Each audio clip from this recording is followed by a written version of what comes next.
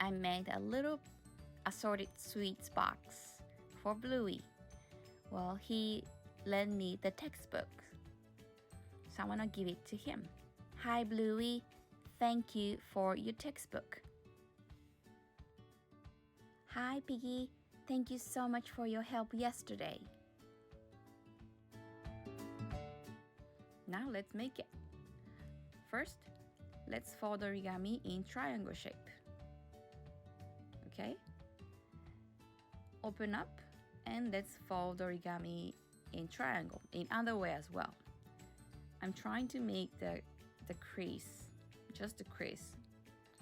So when you open up again, you're gonna have a crease in cross, right? Now, let's bring the four sides to the center point here. One side, two sides, and two more other sides. Now let's fold the both sides to the center crease.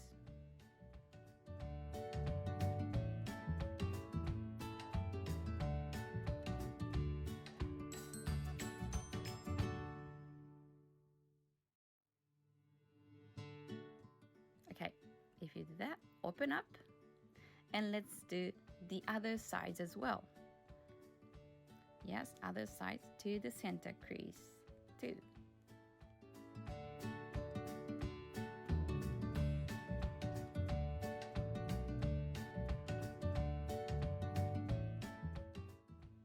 Now you open up again, but this time you open all the way up here.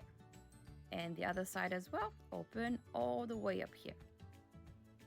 Okay, now you fold origami to the center crease. Again, like this.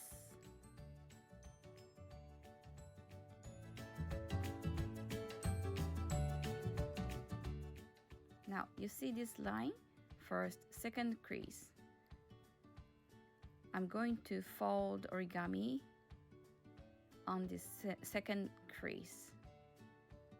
So you kind of make a little triangle here, and onto the second line, you fold inside like this. You push inside, okay?